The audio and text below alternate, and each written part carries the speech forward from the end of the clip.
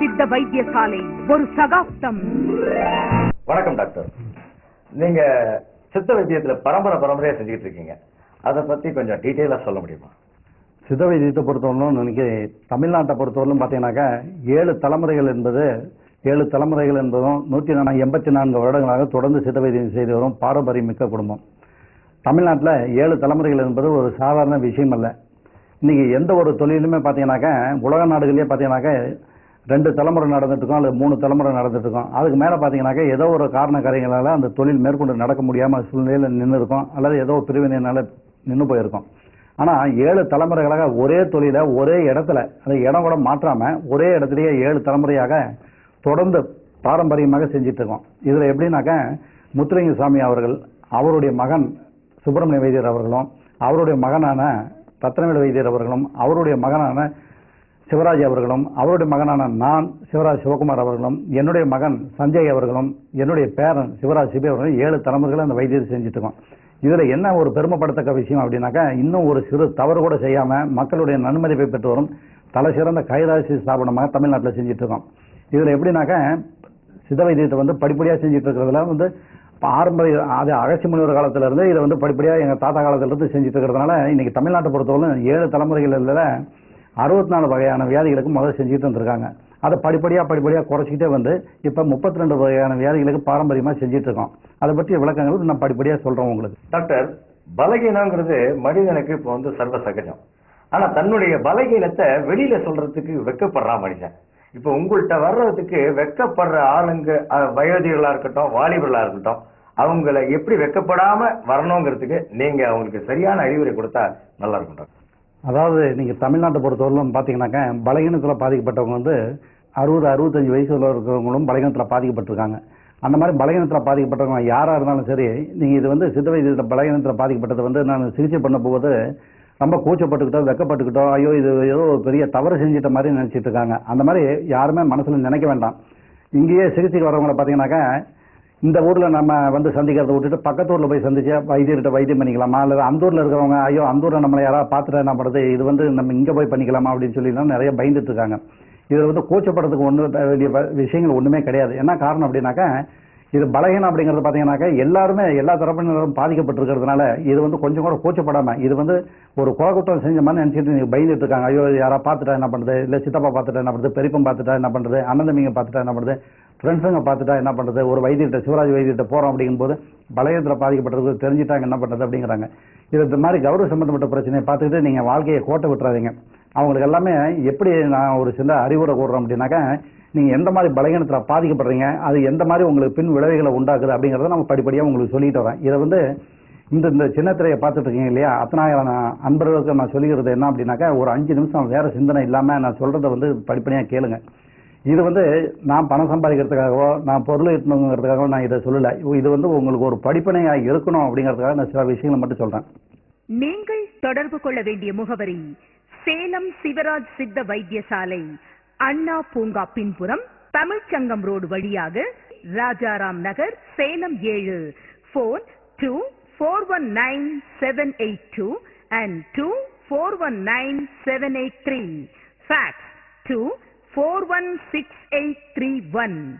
Email sales@siddhaindia.com, sivaraj@siddhaindia.com, www.siddhaindia.com. Chennai கிளை office தினசரி காலை 7 மணி முதல் மாலை 8 மணி வரை. புதிய எண் 10-4, வீரபத்ரன் தெரு, வள்ளுவர் கோட்டம் அருகில், VIP கேட்டின் எதிரில், நுங்கம்பாக்கம், சென்னை 34. Phone 2823-6780 and 2823-0072.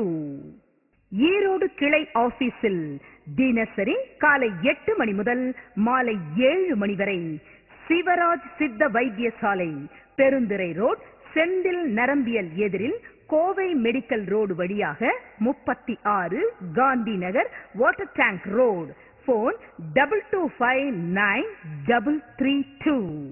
இது முதல்ல எப்படின்னா பலகீனம் அப்படிங்கிறது பார்த்தீங்கன்னாக்கா இந்த கிட்டத்தட்ட இன்னைக்கு சின்ன திரையை பார்த்தோன்னா சில வாலிபர்கள் என்ன பண்ணுறாங்க அப்படின்னாக்கா ஒரே ஒரு டாக்டர் சொல்கிறாரு இந்த மாதிரி ஒரு பெண்ணை பக்கத்தில் வச்சுட்டு பலகீனத்தில் கைப்பழக்கத்தில் செய்யலாமா தவறா இல்லையான்னு சொல்லி கேட்குறாரு. அதுக்கு இவர் என்ன சொல்லி சொல்றாரு, கைப்பழக்கத்தில் செய்கிறது வந்து தவறே இல்லை, ஒரு நாளைக்கு எத்தனை முறை வேணுமாலும் செய்யலாம் அப்படிங்கிறாரு. அப்படிங்கும்போது அதை கேட்டுட்டு இருக்கிற ஒரு வாலிபன் வந்து உடனே தவறு செய்ய ஆரம்பிக்கிறான். அவன் தவறு செய்ய ஆரம்பிக்கும் போது அவன் எத்தனை முறை, ஒரு நாளைக்கு 2 முறை 3 முறை செய்யும்போது அவன் உச்சந்தலையிலிருந்து கால் அடிபாகம் உள்ள நாடி நமக்கு பூரா சீரா வலு இறந்துக்கிட்டே வருது. அது எப்படி இறந்துக்கிட்டு வருது அப்படின்னாக்கா, முதல்ல எடுத்தோம்னா கை கால் அசரை ஏற்படும், ஞாபக சக்தி குறைய ஆரம்பிக்கிறது, தலை மயக்கம் வருது, தன்னைத்தானே நம்ம கூடிய அளவுக்கு சக்தி கொடுக்குறது, எதில் எடுத்தாலும் ஒரு சந்தேக எண்ணங்கள். சின்ன உதாரணமாக சொல்கிற மாதிரிங்களேன், வீட்டை போட்டிட்டு போகிறான்னு வச்சுக்கோங்க, போட்டோமா என்னன்னா அவனுக்கே சந்தேகம் வந்துடும். அந்த அளவு ஞாபக சக்தி கம்ப்ளீட்டாக படிப்படியாக குறைச்சிக்கிட்டே வரும்போது கழுத்துக்கு மேல் பகுதி, இடுப்பு கீழ் குருத்துன்னு சொல்கிறாங்களா, பின்னாடி இடுப்பினுடைய கீழ் குருத்து வலி ஏற்படும். அந்த இடுப்பினுடைய கீழ் குருத்து வலி ஏற்படும் போது தான் அவன் முதுகு தண்டு அதை வலி ஏற்படும் போது ஆண் குருடைய பருமன் வந்து ரொம்ப சிறுத்துக்கிட்டே வரும், நீளத்தை பார்த்தீங்கன்னா குறைச்சிக்கிட்டே வரும். அப்போ உற்பத்தி ஆகிற சக்தின்னு சொல்லி சொல்கிறாங்க இல்லையா, அதெல்லாம் நீத்து போய் தண்ணி போல் வெளியாகக்கூடிய ஸ்டேஜுக்கு வரும். அது எப்படி வெளியாகுது அப்படின்னாக்கா, ஒரு பெண்ணை பற்றி நினைக்கலாம், ஒரு ஆபாசமான சீனை பற்றி பார்த்துட்டு இருக்கான் அப்படிங்கும் போதும், அல்லது நண்பர்களோட ஏதாவது செக்ஸை பற்றி பேசிட்டு இருக்கும்போது பார்த்தீங்கன்னாக்கா ஆண் உற்பத்தி ஈரப்பசை கசிக்கக்கூடிய ஸ்டேஜில் வரும். அப்போ ஒரு தடவை பெண்ணை அதை நினச்சி பேசிட்டு இருக்கும்போது பார்த்தீங்கன்னாக்கா யூரின் வர மாதிரி இருக்குது. யூரின் போகும்போது பார்த்தீங்கன்னாக்கா ஒரு தடவை ஒரு பெண்ணுக்கிட்ட தொடர்பு வச்சு என்ன சக்தி வெளியாகுதோ அந்த சக்தி தன்னால் இதில் வந்து அப்படியே கொட்டிடக்கூடிய ஸ்டேஜ் ஆகும். அப்போ நீங்கள் தவறே செய்யலைன்னா அந்த சக்தி வெளியாகும் போது உங்களுக்கு படிப்படியாக பாதிச்சுக்கிட்டே வரும்போது மனோநிலை பாதிக்கும். மனோநிலை எப்படி பாதிக்குது அப்படின்னாக்கா, பல நண்பர்கள்ட்ட பேசுறதுக்கு உங்களுக்கு கூச்சமாக இருக்கும், சொந்தக்காருக்கு முன்னாடி போனால் வெக்கமாக இருக்கிறது, மனசுக்குள்ள பயம் வந்து அதிகரிச்சுக்கிட்டு வரும்.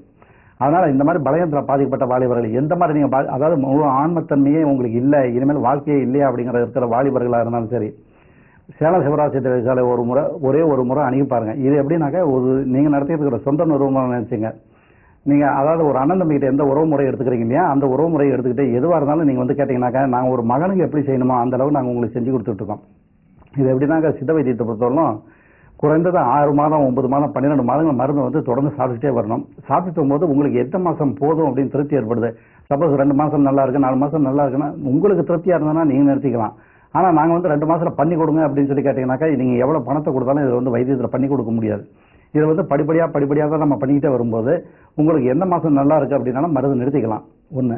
அதே சமயத்தில் பார்த்தீங்கன்னாக்கா, இந்த திருமணம் பண்ணக்கூடிய மணமகன் சொல்கிறாங்க இல்லைங்களா, அவங்களுக்கு சில அறிவுரைகளை எப்படி கூறுறோம் அப்படின்னாக்கா, அதாவது தாய் தகப்பனார்கள் திருமணத்துக்கு அவசரப்படுகிறார்களே என்பதற்காக திருமணம் நீங்கள் கண்டிப்பாக செய்து கொள்ளக்கூடாது.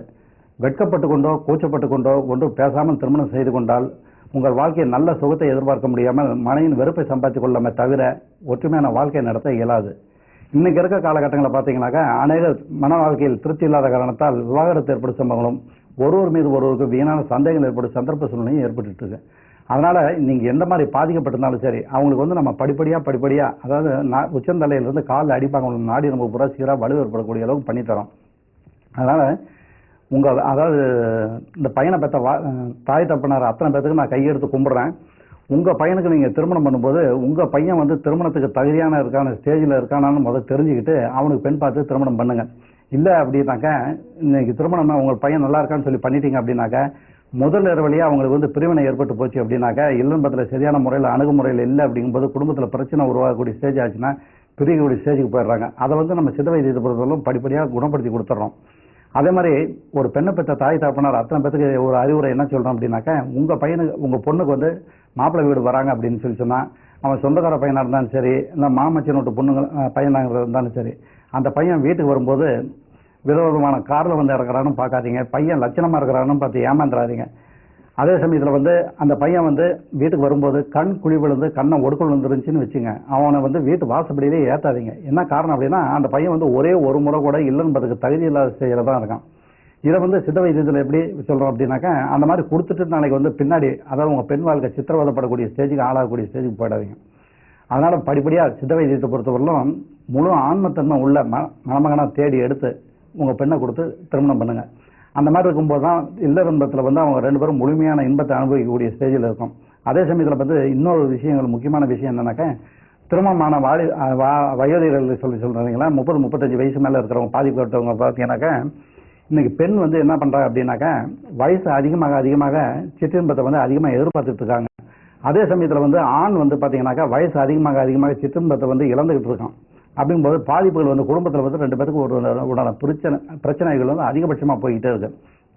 அதனால் இல்லறம்பம் அப்படிங்கிறது ஒன்று பார்த்தீங்கன்னாக்கா, இல்லறம்பங்கிறது வந்து 2 பேரும் முழுமையாக அனுபவிக்கக்கூடிய ஸ்டேஜில் இருக்கணும். அதுக்கு என்ன சின்ன உதாரணம் நான் உங்களுக்கு சொல்கிறேன். தமிழ்நாட்டு வாலிபர்களுக்கு நான் சொல்லி நீங்கள் தெரிஞ்சுக்க வேண்டிய அவசியம் இல்லை. இன்னைக்கு இல்லறம்பம் எப்படி இருக்கும் அப்படின்னாக்கா, சாதாரணமாக ஒரு சக்கரை இருக்குன்னு வச்சுக்கோங்க. சக்கரை எடுத்து வாயில் போட்டோம்னா என்ன ஆகும்? வாயில் போட்டோம்னா அப்படியே சப்பி சாப்பிட்றோம் இல்லையா? அந்த மாதிரி இல்லறம்பமே இருக்கக்கூடாது. சின்ன புளி, அதாவது கடுகளவு புளி இருக்கு இல்லையா, அந்த புளியை எடுத்து நீங்கள் வாயில் போடுறீங்கன்னு வச்சுங்க. அந்த கடுகளவு புளியை எடுத்து வாயில் போடும்போது அது எப்படி சாப்பிடுங்க? அதை கண்ணை மூடிக்கிட்டு உங்கள் ஐம்புலனையும் அடக்கி அந்த டேஸ்ட் பண்ணி சாப்பிட்றீங்க இல்லையா, அந்த புளிப்பை எந்த அளவுக்கு ருசிச்சு சாப்பிட்றீங்க இல்லையா, அந்த டேஸ்ட்டோட தான் நீங்கள் இல்லறம்பத்தையும் அனுபவிக்கணும்.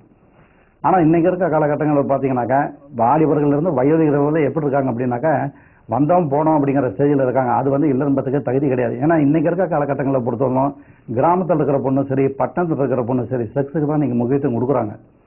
அப்படின்னா செக்ஸுக்கு தவறு செஞ்சு வராங்கன்னு அர்த்தம் கிடையாது. எல்லா பெண்களுமே செக்ஸை பற்றி தெரிஞ்சு வராங்க. அதனால் பொன் பொருள் நகைக்காக எந்த பெண்ணுமே இன்றைக்கி ஆசைப்படுறது கிடையாது. ஒரு பெண் வந்து இன்றைக்கி எப்படின்னாக்கா, கணவன் வந்து இல்லறம்பத்தில் ஈடுபடும் போதும் அந்த பெண் வந்து எனக்கு போதுங்க விடுங்க எனக்கு சிரமமாக இருக்குது அப்படிங்கிற அளவு இல்லறம்பத்தில் ஈடுபட்டால் தான் அந்த பெண் வந்து அவனையும் சுற்றி சுற்றி சுற்றி சுற்றி வட்டம் அடிச்சுக்கிட்டு இருக்கோம். இதில் ஒருத்தன் கோட்டை விட்டுட்டான் அப்படின்னாக்கா, அவன் அந்திய மேலே வரலாம், அதாவது அவன் சுடுகாடு போகிற வரலாம் அவன் படுற சித்திரவதைக்கு பார்த்தீங்கன்னா அளவே இல்லாமல் போயிடும். ஒரு புழுவை எடுத்து வெயிலில் போட்டோம்னா அந்த புழுவை என்ன மாதிரி துடிக்கிறது இல்லைங்களா, அதை விட சித்திரவதையை அனுபவிக்கணும். எப்படின்னா தினசரி தூங்கி எந்திரிக்கும் போது தான் அவன் மனைவி பார்க்கும்போது அவன் படுற சித்திரவதைக்கு அளவே இல்லாமல் போயிடும். அதனால் நீங்கள் இந்த சித்த வைத்தியத்தை பொறுத்தவரைக்கும் நீங்கள் எந்த மாதிரி பலகீனத்தில் பாதிக்கப்பட்டாலும் சரி, இனிமேல் வாழ்க்கையே இல்லையா அப்படிங்கிற ஸ்டேஜில் இருந்தாலும் சரி, சேலம் சிவராசி தேவசாலையில் ஒரு முறை அன்றைக்கி பாருங்கள். நாங்கள் வந்து ஒரு மகனுக்கு செஞ்சு கொடுக்குற மாதிரியும் வாலிபர்களுக்கு வயதுகளுக்கு வந்து ஒரு அண்ணன் தம்பிகளை எந்த முறையில் செஞ்சு கொடுக்கணுமோ அந்த அளவு நாங்கள் செஞ்சு கொடுத்துட்ருக்கோம். இது வந்து தமிழ்நாட்டை பொறுத்தவரைக்கும் எங்ககிட்ட தான் சித்த வைத்தியம் வந்து செஞ்சுக்கணும்னு அவசியமே கிடையாது. ஏன்னா எங்களை விட சிறந்த சித்த வைத்தியர்கள்லாம் தமிழ்நாட்டில் நிறைய இருக்காங்க. எங்கே இருக்காங்க அப்படின்னா, நாகர்கோவிலில் இருக்காங்க, திருநெல்வேலியில் இருக்கிறாங்க. அவங்ககிட்ட கூட போய் பாருங்கள். அவங்க வந்து உங்களுக்கு சரியான முறையில் பண்ணி கொடுத்தா அவங்க பாருங்கள். ஆனால் அதே சமயத்தில் இன்னொன்று முக்கியமாக சொல்கிறேன், பலகீனத்தை பொறுத்தவரைக்கும் சேலம் சிவராசி தேவசாலையை நீங்கள் குணப்படுத்திக்க முடியல அப்படின்னா தமிழ்நாட்டில் வேறு எந்த வைத்தியசாலையும் குணப்படுத்த முடியாதுங்கிறதுக்கு காரணம் வந்து எங்கள் மூலிகை மருந்தில் வந்து பாசனங்கள் சம்மந்தப்பட்டதோ போத வசுகளோ பின் விளைகளோட செந்துரங்களோ எதுவுமே கலக்கிறது கிடையாது. எங்கள் மருந்துகள் வந்து 8 வயசு குழந்தை எடுத்து சாப்பிட்டா கூட எந்த பின் விளைவும் உண்டாக்காது. அதனால் இதை வந்து படிப்படியாக மூலிகை மருந்தாலும் நாங்கள் செஞ்சுட்டு இருக்கிறதுனால நீங்கள் என்ன எதிர்பார்த்து வரீங்களோ அதில் ஒரே ஒரு பைசா கூட உங்களுக்கு வீணாகிறதுக்கு விட மாட்டோம். என்ன காரணம் அப்படின்னா, எங்கள் பெரியவங்க வந்து இன்னும் 2-3 தலைமுறைக்கு வேணுங்கிற வசதியெல்லாம் எங்களுக்கு பண்ணி வச்சுருக்காங்க. பணம் எனக்கு வேணும் அப்படின்னா தான் நான் வந்து உங்கள்கிட்ட தப்பு செய்ய வேண்டிய சூழ்நிலைக்கு ஆளாகிறேன். அப்படிங்கும்போது இப்போ நான் செஞ்சு கொடுக்குறது வந்து ஒரு அண்ணன் தம்பிக்கு எந்த உறவு முறையில் செஞ்சு கொடுக்குறோன்னா அந்த முறையில் தான் வந்து செஞ்சு கொடுத்துக்கிட்டு இருக்கிறதுனால நீங்கள் எந்த மாதிரி பாதிக்கப்பட்டனாலும் சேலம் சிவராசி ஒரே ஒரு முறை அணுகி பாருங்கள். நீங்கள் எதிர்பார்க்கக்கூடிய அளவுக்கு உங்களை பலனை உண்டு பண்ணி கொடுக்கும். டாக்டர் அவர்கள் கீழ்கண்ட இடங்களுக்கு மருத்துவ முகாம் வருகிறார். திருச்சியில் 1ஆம் தேதியும் 9ஆம் தேதியும் காலை 6 மணி முதல் மாலை 5 மணி வரை ஹோட்டல் ஆஸ்பி ஜங்ஷன் ரோட் திருவள்ளுவர் பஸ் நிலையம். தஞ்சையில் 2ஆம் தேதி காலை 6 மணி முதல் 12 மணி வரை அசோக் லாட்ஜ் அப்ரஹாம் பண்டிதர் ரோட் சாந்தி தியேட்டர் ரோட். கும்பகோணத்தில் 2ஆம் தேதி மதியம் 2 மணி முதல் 5 மணி வரை ஹோட்டல் அனுஷ் ஜான் செல்வராஜ் நகர் புதிய பஸ் நிலையம் அருகில். விழுப்புரத்தில் 3ஆம் தேதி காலை 6 மணி முதல் மதியம் 12 மணி வரை ஹோட்டல் ஆதித்யா புதிய பஸ் நிலையம் எதிரில் ஆப்போசிட் தேர் விநாயகர் கோவில் KK நகர். கள்ளக்குறிச்சியில் 3ஆம் தேதி மதியம் 2 மணி முதல் மாலை 4 மணி வரை AKT லாட்ஜ். வேலூரில் 11ஆம் தேதி காலை 6 மணி முதல் மதியம் 12 மணி வரை ஹோட்டல் ரெங்கா லாட்ஜிங் ஹவுஸ் 3 தென்னை மரம் தெரு. கோவையில் 13ஆம் தேதியும் 26ஆம் தேதியும் காலை 6 மணி முதல் மாலை 5 மணி வரை ஸ்ரீ லக்ஷ்மி லாட்ஜ் சுரேஷ் மஹால் எதிரில் ராஜு வீதி. திருப்பூரில் 1ஆம் தேதியும் 14ஆம் தேதியும் காலை 6 மணி முதல் மதியம் 12 மணி வரை SAP residency 111 municipal office road. ஓசூரில் 16ஆம் தேதி காலை 6 மணி முதல் மாலை 5 மணி வரை சீனிவாசா லாட்ஜ் பாகலூர் ரோட். நெல்லையில் 3 மற்றும் 23ஆம் தேதி காலை 6 மணி முதல் மாலை 5 மணி வரை பரணி லாட்ஜ் பஸ் நிலையம் அருகில் மதுரை ரோட். மதுரையில் 4ஆம் தேதி மற்றும் 22ஆம் தேதி காலை 6 மணி முதல் மாலை 4 மணி வரை college house town hall road. நாகர்கோயிலில் 2ஆம் தேதி காலை 6 மணி முதல் மாலை 5 மணி வரை பயனியர் பாரடைஸ் டவர் ஜங்ஷன் மணிமேடை. திண்டுக்கல்லில் 24ஆம் தேதி காலை 6 மணி முதல் மதியம் 12 மணி வரை hotel Aishwarya Spencer compound bus நிலையம் எதிரில் மேல்புறம். கடலூரில் 11ஆம் தேதி காலை 6 மணி முதல் மதியம் 12 மணி வரை hotel car lodge 62 Lawrence road.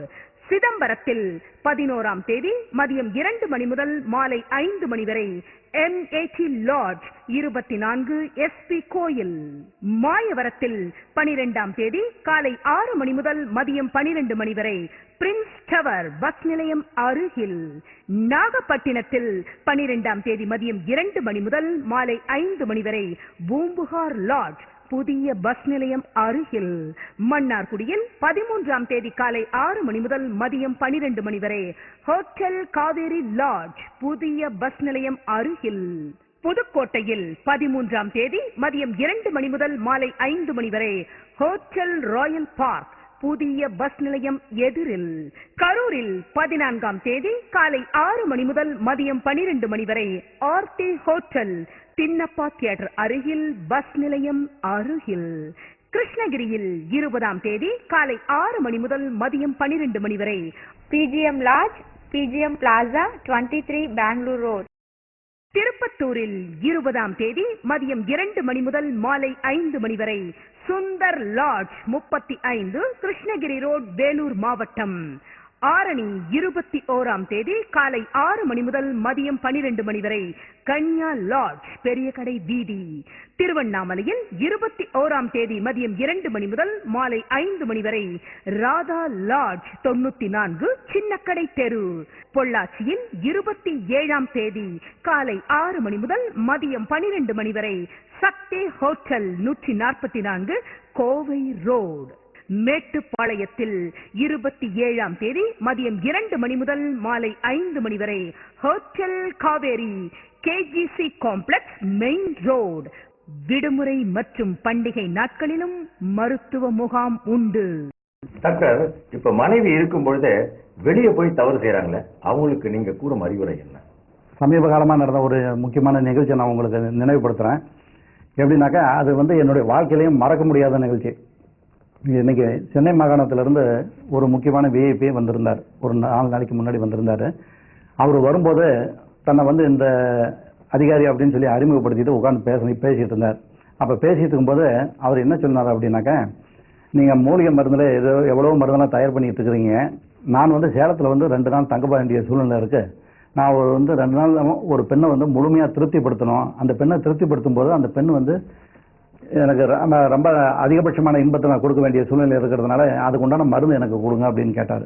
அப்போ நான் சொன்னேன், என்னங்க திடீர்னு 2 நாள் மட்டும் அப்படின்னு சொல்லி கேட்கும்போது, இல்லை என் நண்பனுடைய மனைவி வந்து 2 நாள் தொடர்பு வச்சுங்க அப்படின்னு சொல்லி என்னை வர வச்சிருக்கு, அதனால அதுக்காக வந்திருக்கேன் சென்னை மாகாணத்திலிருந்து அப்படின்னு சொல்லி சொன்னார். ஆனால் அவர் சொல்லும்போது என்ன சொன்னார் அப்படின்னாக்கா, அதாவது நண்பனுடைய மனைவி இல்லன்பத்தில் அனுபவிக்கிறதுன்னு சொல்லி சொல்லும்போது எனக்கு மனசில் ஒரு பெரிய வருத்தமாச்சு. நண்பனுடைய மனைவிட்ட இல்லன்பத்தில் ஈடுபடுறேன்னு சொல்லி சொல்லும்போது அதை பற்றி சில விளக்கங்கள் சொல்கிறேன், நீங்கள் கேட்குறீங்களா அப்படின்னு சொல்லி கேட்டேன். அதுக்கு உடனே அவர் என்ன சொன்னார், சரி சொல்லுங்க அப்படின்னாரு. அப்போ நான் சொன்னேன், நம்ம ஒரு தோசைக்கல் எடுத்து வச்சிடறோம், அடுப்பில் சூடு பண்ணுறோம், சூடு பண்ணும்போது சூடு ஆகிடுது, சூடு ஆனவுடனே என்ன பண்ணுவோம் அப்படின்னு சொல்லி கேட்டேன்.